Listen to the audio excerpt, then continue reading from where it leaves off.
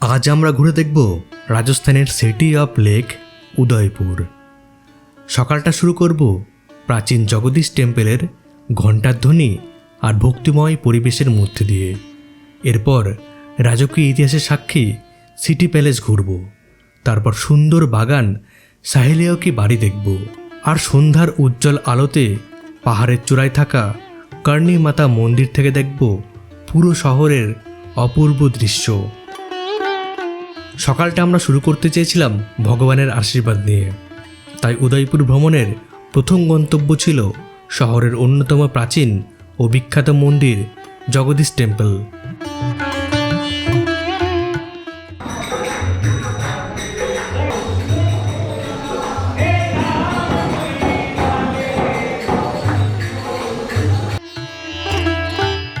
City প্যালেসের ঠিক পাশেই অবস্থিত এই ঐতিহাসিক মন্দিরে সকালবেলার ঘণ্টার ধ্বনি আর ভজনের সুর যেন পুরো উদয়পুর শহরকে এক অন্যরকম আধ্যাত্মিক আবহে ভরিয়ে তোলে।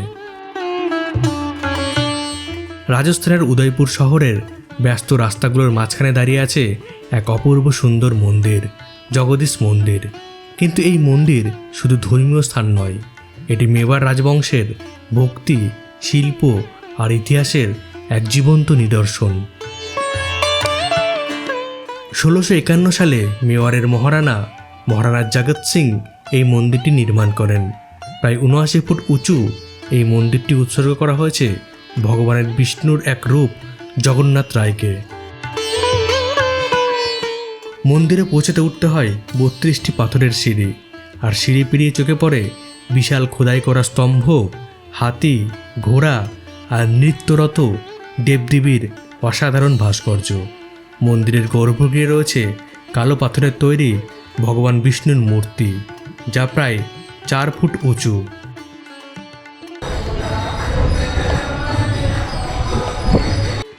সবচেয়ে অবাক করার বিষয় হলো শত শত বছরের পুরনো হওয়া সত্ত্বেও আজও এই মন্দির উদয়পুরের মানুষের দৈনন্দিন জীবনের এক গুরুত্বপূর্ণ অংশ। জগদীশ মন্দির দর্শন করার পর আমরা হেঁটেই পৌঁছে গেলাম উদয়পুরের সবচেয়ে বিখ্যাত রাজকীয় স্থাপত্য সিটি প্যালেস উদয়পুরে। লেক পিচোলার ধারে দাঁড়িয়ে থাকা এই বিশাল প্রাসাদ শুধু উদয়পুরের নয়, পুরো রাজস্থানের গর্ব। বাইরে থেকে যতটা সুন্দর লাগে, ভেতরে ঢুকলে যেন ইতিহাস জীবন্ত হয়ে ওঠে। ভাবুন তো, এমন একটা প্রাসাদ যার একদিকে শান্ত লেক পিচোলা আর অন্যদিকে আরাবল্লী পাহাড়ের প্রাকৃতিক সুরক্ষা, যে প্রাসাদকে জয় করতে পারেনি বহু শক্তিশালী শত্রুও। জগদীশ টেম্পল যাওয়ার পর আমরা এখন সিটি প্যালেসে ঢুকেছি। এখানকার টিকিট 300 টাকা, স্টুডেন্টদের 100 আর সিনিয়র সিটিজেন থাকলে তো 200 টাকা টিকিট। কিন্তু প্রশ্ন হলো, কেন উদয়পুরের এই সিটি প্যালেসকে ভারতের সবচেয়ে সুন্দর রাজপ্রাসাদগুলোর মধ্যে ধরা হয়? আর কি সেই রহস্য যা আজও লক্ষ লক্ষ পর্যটককে টেনে আনে এখানে? চলুন শুরু করি উদয়পুর সিটি প্যালেসের ঐতিহাসিক যাত্রা। তারপরে এখানে পুরো সিলভার কয়েন দিয়ে ভর্তি, 1 লক্ষ সিলভার কয়েন। সেগুলোকে নিচে যেখানে ফাঁকা জায়গাটা দেখলে না, ওখানে সমস্ত নর্মাল মানে জেনারেল পাবলিক এসতো, তাদেরকে বিলাতো। মানে সেটা 4 ভাগের 1 ভাগ তাদেরকে বিলাতো, বাকিগুলো সব গরিব দুঃখীদের দান করে দিত।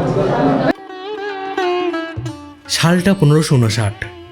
মেওয়াড় রাজ্যের মহান রাজপুত শাসক মহারানা উদয় সিং টু তখন নতুন রাজধানীর সন্ধানে, কারণ চিত্তরগড় দুর্গ বারবার আক্রমণের শিকার হচ্ছিল। মুঘল সম্রাট আকবরের বিশাল সেনাবাহিনীর বিরুদ্ধে টিকে থাকা ক্রমশ কঠিন হয়ে উঠছিল। কথিত আছে, একদিন আরাবল্লী পাহাড়ের কোলে শিকার করতে এসে মহারানা উদয় সিং এক সাধুর সঙ্গে দেখা করেন। সেই সাধুই তাকে পরামর্শ দেন যে এই পাহাড় আর লেক ঘেরা অঞ্চলই হবে নতুন রাজধানীর জন্য সবচেয়ে নিরাপদ জায়গা। আর সেখান থেকে জন্ম নেয় উদয়পুর শহর, আর সেই শহরের কেন্দ্রবিন্দু হিসাবে নির্মাণ শুরু হয় এই বিশাল সিটি প্যালেস।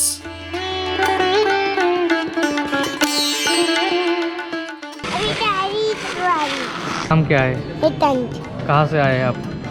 मेरा इंजन से कैसा मेरी लग रहा है? बारी अभी मेरे भाई क्या करोगे तुम? अभी मेरी बारी अच्छा लो, मेरी बारी। अपना बहन को पूछो नाम क्या है? नाम क्या है? नाम क्या है? कहाँ से आया? मेरा हाथ में हो, तुम बोलो। नाम क्या है? मेरा नाम चित्रा। और कहाँ से आया? कहाँ से आया? और कैसे लग रहा है इधर? कैसे लग रहा है इधर? कुछ नहीं हुआ। এই উদয়পুর সিটি প্যালেস কোনো এক রাজা একদিনে তৈরি করেননি। প্রায় 400 বছরেরও বেশি সময় ধরে বিভিন্ন মহারানা এই প্রাসাদকে সম্প্রসারিত করেছেন। ফলে এখানে রাজস্থানী, মুঘল, রাজপুত এবং ইউরোপীয় স্থাপত্যের এক অসাধারণ মিশ্রণ দেখা যায়।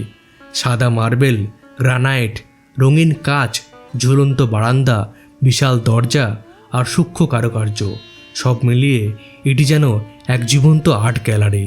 সবথেকে অবাক করার বিষয় হলো এত বিশাল কমপ্লেক্স হওয়া সত্ত্বেও পুরো প্রাসাদটিকে একে অপরের সঙ্গে এমনভাবে সংযুক্ত যে কোথাও স্থাপত্যের ভারসাম্য একদমই নষ্ট হয়নি। এরপর আসে শীষমহল। পুরো ঘর জুড়ে অসংখ্য ছোট ছোট আয়না ও কাচের কারুকাজ। রাতে যখন এখানে প্রদীপ জ্বালানো হতো পুরো ঘর তারার মতো ঝলমল করত। ভাবুন তো, বিদ্যুৎ ছাড়াই শুধুমাত্র মোমবাতির আলোয় পুরো রাজপ্রাসাদ কি অপূর্ব দেখাতো। সিটি প্যালেসের ভিতরে আমরা আছি উদয়পুরের। এই টাইলসগুলো আপনারা দেখতে পাচ্ছেন, এই টাইলসগুলো এসেছিলো হল্যান্ড থেকে। আর বাইরের যে এই যে গোল্ডেন কালারের টাইলসগুলো আছে সেগুলো এসেছিলো চায়না থেকে। এই যে এগুলো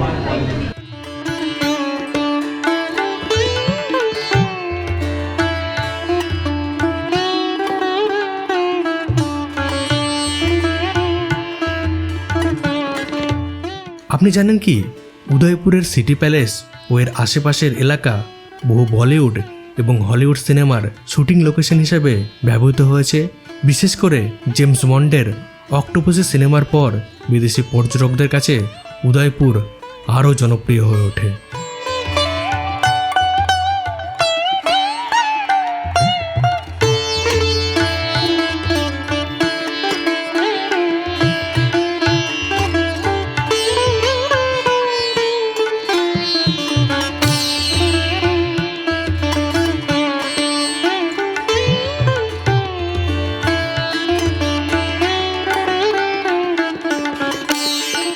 প্রাসাদের সবথেকে বিখ্যাত অংশগুলির মধ্যে অন্যতম মোর চক।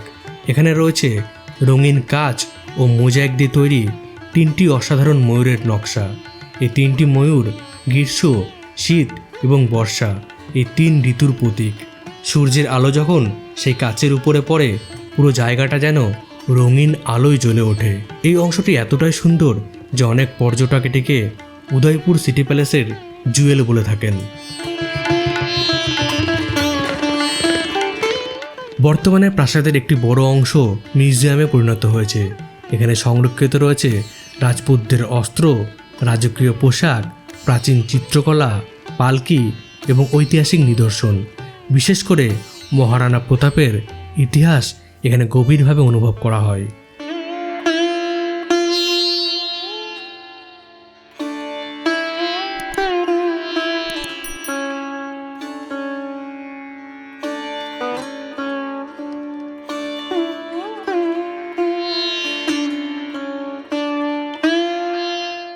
এই উদয়পুর সিটি প্যালেস শুধুমাত্র একটি প্রাসাদ নয়, এটি রাজপুতদের সম্মান, সাহস, শিল্প আর ইতিহাসের জীবন্ত প্রতীক।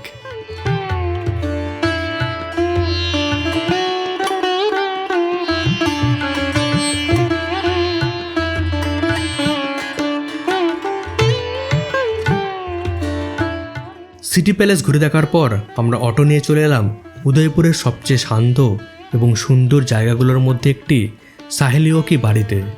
রাজস্থানের গরম আর ব্যস্ততার মাঝেও এই বাগানে ঢুকলেই যেন অন্য এক জগতে পৌঁছে যাওয়া যায়। অষ্টদশ শতকে মেওয়ারের মহারানা সংগ্রাম সিং টু এই বাগান তৈরি করান। কথিত আছে রাজকুমারের বিয়ের সময় তার সঙ্গে প্রায় 48 জন সখী উদয়পুরে এসেছিলেন। তাদের আনন্দ, বিশ্রাম এবং অবসর কাটানোর জন্যই এই বিশেষ বাগান তৈরি করা হয়। আর সেই কারণে এর নাম রাখা হয় সাহিলেও কি বাড়ি। আমরা এখন সাহিলেও কি বাড়িতে আছি। এটা রানা সংগ্রাম সিং দি সেকেন্ড তার ওয়াইফের জন্য বানিয়েছিলেন। এটা বুঝার মানে ভাবার জিনিস কি আগেকার দিনে মহিলাদেরকে তো পাত্তা দেওয়া হতো না, এখনও টু সাম এক্সটেন্ট এরকমই। যাই হোক, তখনকার দিনে রাজা রানীর জন্য একটা পুরো গার্ডেন বানিয়ে গিফট করছে, বিশাল ব্যাপার আর কি। হাতি পুষ্কর না এটা কি বলে জানি, হাতিকা ঝুলা।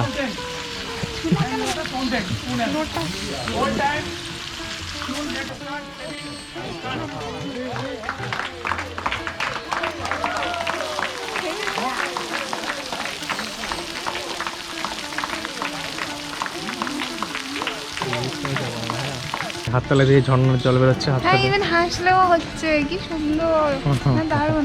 আমি গুগলে পড়েছিলাম there is nothing much to see, only 3 fountains are there, probably they have not taken their guide, so they didn't know, they couldn't discover the gem. Yeah, exactly. Of this place. আমরা next এই ফাউন্টেনটা দেখছি সাহেলিও কি বাড়িতে। এটাকে বলছে সাবান ভাদো, কারণ চোখ বন্ধ করলে বৃষ্টির আওয়াজ শুনতে লাগছে খুব ফাউন্টেনের। প্লিজেন্ট একটা আওয়াজ আর খুব সুন্দর, কামনে ঘুম পেয়ে যাবে। নর্মাল ফাউন্টেন কিন্তু আওয়াজটা এরকম কি আসে বৃষ্টি হচ্ছে।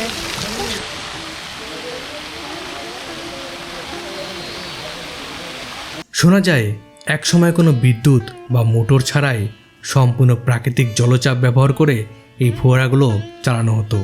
বর্ষাকালে যখন জলধারা একসঙ্গে প্রবাহিত হয় তখন মনে হয় যেন কৃত্রিম বৃষ্টি হচ্ছে। রাজকীয় মহিলারা এখানে বসেই গান, নাচ আর গল্পে সময় কাটাতেন। সাহিলেও কি বাড়ি ঘুরে দেখার পর তখন ধীরে ধীরে সন্ধ্যা নেমে আসছিল উদয়পুর শহরের উপর। দিনের শেষ গন্তব্য হিসাবে আমরা রওনা দিলাম পাহাড়ের উপরে অবস্থিত কার্নি মাতা মন্দিরের দিকে, যেখান থেকে দেখা যায় পুরো শহরের অপূর্ব নাইট ভিউ। কিন্তু সেখানে পৌঁছতেই পুরো শহরে নেমে এলো অন্ধকার। তারপর রোপওয়েতে চেপে ধীরে ধীরে উপরে উঠতে শুরু করলাম আমরা। নিচে তখন আলোকিত উদয়পুর শহর, ঝলমল করছে লেক পিচোলা, আর দূরের আলোয় সাজানো সিটি প্যালেস উদয়পুর যেন রাতের অন্ধকারে আরও রাজকীয় হয়ে উঠেছে। সত্যি বলতে দিনের উদয়পুর যতটা সুন্দর, রাতের উদয়পুর যেন তার থেকেও বেশি জাদুকরী। চারিদিকে শুধু শহরের আলো, নিচে লেকের জলে সেই আলোর প্রতিফলন, আর উপরের শান্ত পাহাড়ের মাথায় দাঁড়িয়ে কার্নি মাতা মন্দির। সেই মুহূর্তটা সত্যি ভাষায় প্রকাশ করা কঠিন। দিনের ভিড় আর কোলাহল পেরিয়ে রাতের উদয়পুরকে উপর থেকে দেখার অনুভূতি একেবারেই আলাদা।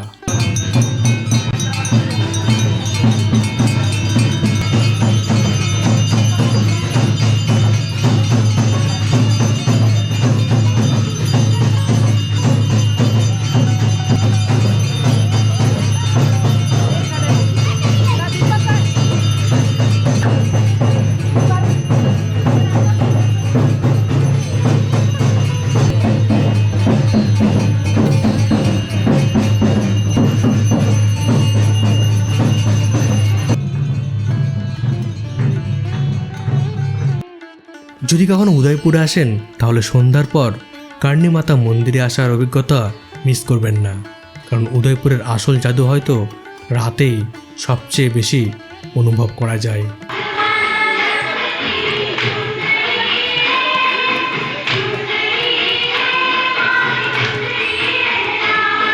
কার্নি মাতা মন্দির দর্শন করে আমরা এবার ফিরে এলাম গাঙ্গুর ঘাটে। রাতের অন্ধকারে লেক পিচোলার শান্ত জলে ঝলমল করে ভেসে উঠছে সিটি প্যালেস উদয়পুরের আলোকিত প্রতিবিম্ব। চারপাশের নীরবতা, হ্রদের মৃদু ঢেউ আর রাজপ্রাসাদের সেই মায়াবী সৌন্দর্য যেন সময়কে থামিয়ে দেয়। সত্যি বলতে এই পরিবেশে বসে অনায়াসে কয়েক যুগ কাটিয়ে দেওয়া যায়।